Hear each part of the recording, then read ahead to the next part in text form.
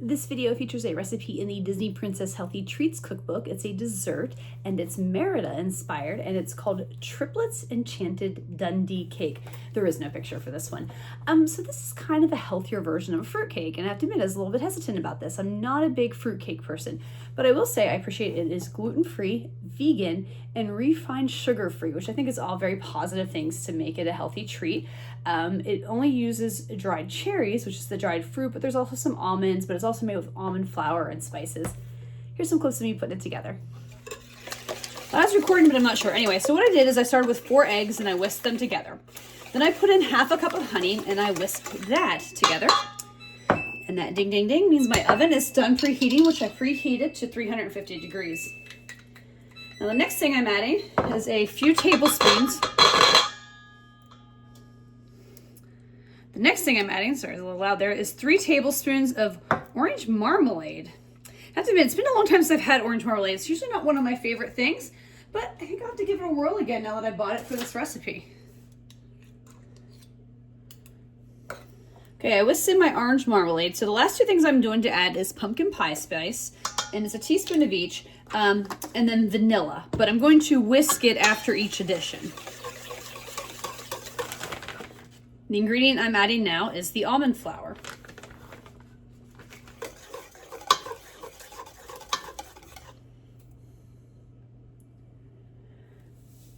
So I put in some baking soda and now I'm adding some salt. Okay, now I'm supposed to stir in the dried cherries, which is right there. And it says a couple tablespoons of milk. Now it doesn't say what kind of milk, but I'm going to use almond because I'm using almond flour, and also because it does note that this recipe is vegan. So I'm assuming that you want to use a vegan-friendly milk. And again, with the almond flour, I feel like almond milk makes the most sense.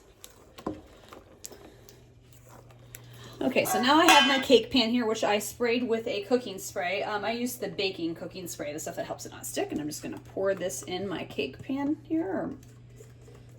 So the last tip it says is to take blanched almonds and arrange them in a pattern. And blanched almonds are basically like almonds, like normal ones like this, where they take the skin off.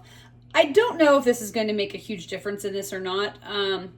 So I'm just going to do regular ones. I'm not going to put a lot on. I figure we can always add some back. I may regret that later, but it's just to do it in like a circular pattern.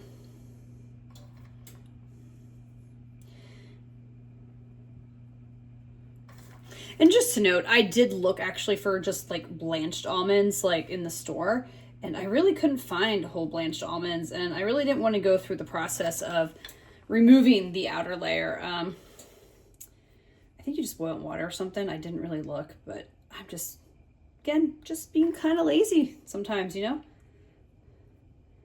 trying to modify these recipes so that they work for everybody in various ways, so. And I'm losing my circular pattern here a little bit.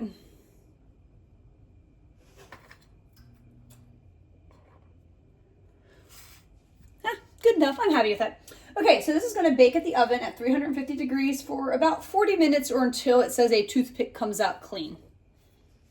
So here it is out of the oven. I probably could have pulled out a little bit sooner. I honestly wasn't paying attention. I was like, oh, I better go check on it, and realized I only had like a minute left. So it's a little darker brown. But I think it's all right. It's definitely done. And you can see the almonds, a lot of them kind of either warmed together or disappeared down into the thing.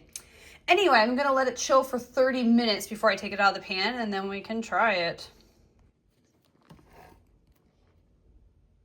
Here it is. I flipped it out of the pan and onto a plate.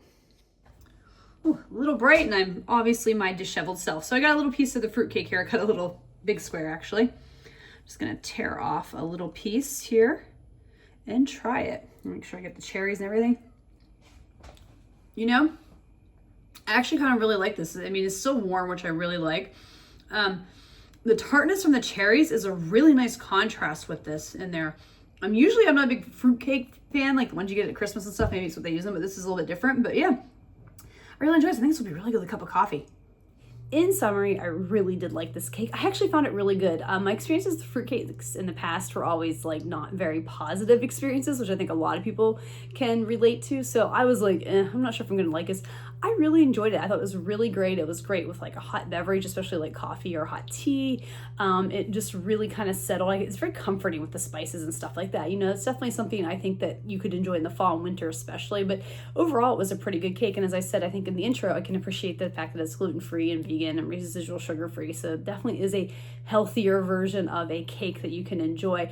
The almonds too, I want to comment. I really liked the little added texture they added to that. So let's get into the rankings. First, I'm going to rank the ingredients on a scale of 1 to 5, and that's a combination of cost and how hard are these to find.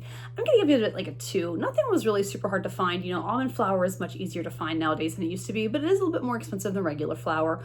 Almonds are a little bit pricey, and so dried cherries. So there's a little bit of cost involved, but otherwise everything is really simple, easy to find. You shouldn't have to spend a ton of money, but you do have to spend a little bit, so that's why I'm going to rank it a 2. Difficulty level on a scale of 1 to 5. 1 is easy and 5 is difficult. And let me just check my notes here again. Yep, I just wanted to make sure. I'm going to give it like a 1.5.